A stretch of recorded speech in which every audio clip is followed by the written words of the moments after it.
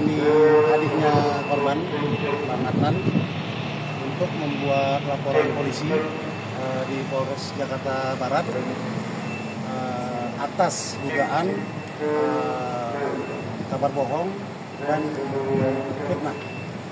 Seperti itu. Kabar bohong, mungkin kabar bohong seperti apa, Bang? Boleh diceritain atau mungkin dijelaskan? Ya, ini menyangkut podcastnya Bang Denny ya. Suka turunan. Ada menurut keluarga, menurut kami yang kabar tidak sesuai. Ya, yang kabar tidak sesuai dari pernyataannya NA di podcast itu. Yang mengakibatkan hujatan itu bertubi-tubi kepada keluarga. Di media sosial itu udah luar biasa menurut kami, sudah sangat parah lah menurut saya seperti itu. Makanya kita mau meluruskan kita mau tempuh jalur hukum atas pernyataan itu.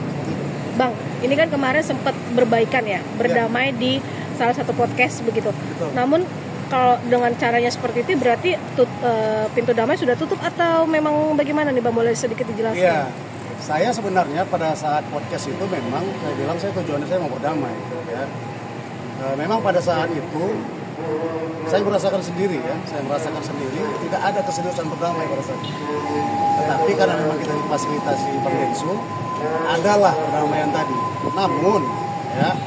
Namun kesini kami lihat seperti dia diundang di entertainment, kemudian ada postingan-postingan setelah itu ya, baik dari NA sendiri maupun dari pengacaranya yang terkesan memang memframing dan menjudulkan kami.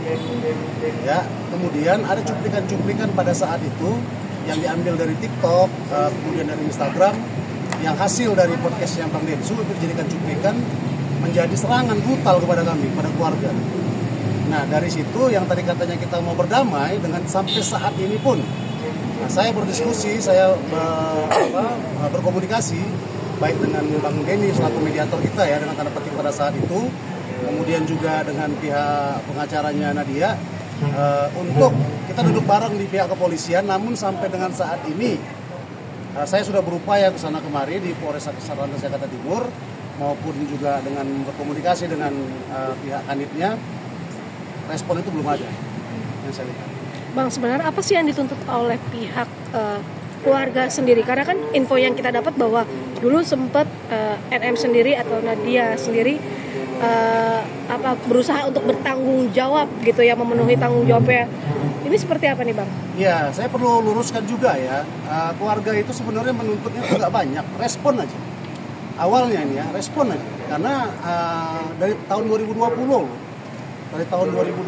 ini keluarga mencoba menghubungi, namun nggak ada respon. Ketika viral lah maka respon. Nah, pada saat viral ini memang ada pada saat itu Bang Densu ya menyatakan bahwa pihak Nadia ingin bertemu. Nah, disitulah kita ambil niatnya itu untuk menyelesaikan ini secara baik-baik. Ya, namun tadi saya bilang, respon itu kurang disambut baik menurut saya. Sehingga pada akhirnya ada framing-framing di media sosial dan segala macamnya yang akhirnya menyudutkan kami, korban dalam hal ini. Korban menurut saya serangan di media sosial itu terlalu brutal menurut saya. Seperti itu. Kondisi dari korban sendiri seperti apa? Lalu keluarga, karena ini kan sudah dilaporkan ya di Polres Jakarta Barat, mungkin keluarga seperti apa responnya, Mbak? Ulangi, Mbak.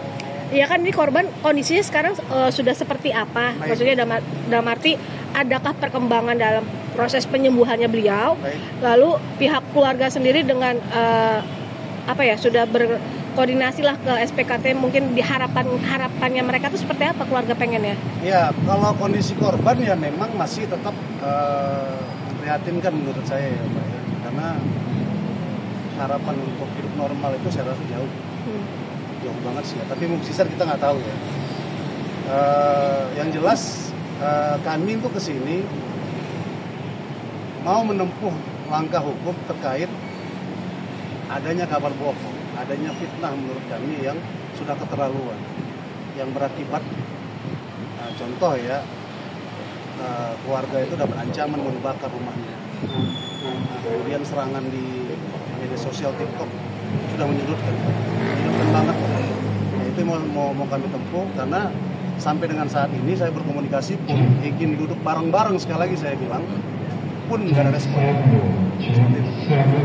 Berarti yang dilaporkan adalah saudara. Ya betul, saudara NA yang kita laporkan atas dugaan kabar bohong dan fitnah. Dengan adanya laporan ini mungkin udah ada respon dari pihak mana? Baik, tadi pada saat saya lagi konsultasi dengan pihak reskrim, pihak Kanit, Boleh kesini iya, pihak Kanit Satlantas Jakarta Timur ya, menelpon saya bahwa ini informasi dari pihak Kanit akan diagendakan pertemuan itu di hari Selasa depan. Tapi pada saat kami sudah berkonsultasi dengan reskrim dan laporan itu sedang dibuat. Seperti itu. Terkait respon nanti hari Selasa, ya kita tunggu aja. Ya kalau memang ada ya, saya bilang ya. Dan sekali lagi, bagi saya tuh niat tulus tuh penting banget saya rasa. No gimmick lah.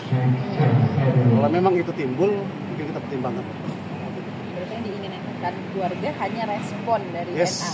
betul. Respon yang baik lah, tulus. Karena fokus kita hanya ke korban, tidak ada lagi.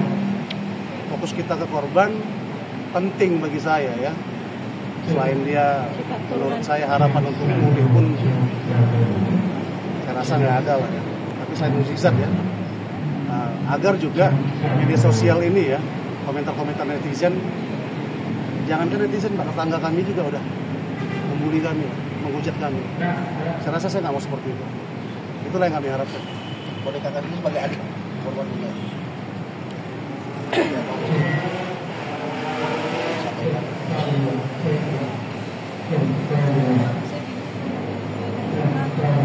Gedein dikit Kak, maaf Kak, suaranya lebih besar.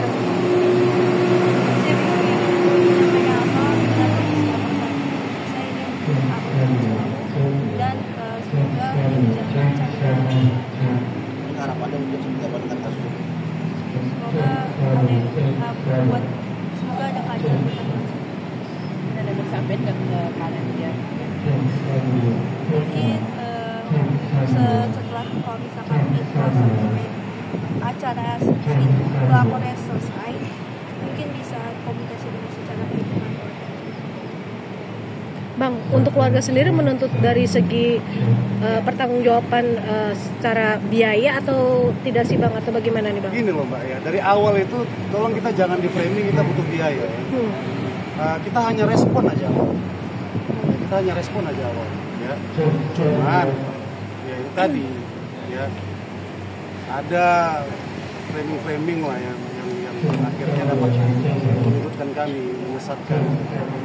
Nah, kemudian saya kesini pun dengan adiknya kesini pun juga atas restu izin keluarga, karena keluarga tidak mau lah melihat komentar-komentar seperti ini, hinaan seperti ini, hujatan seperti ini.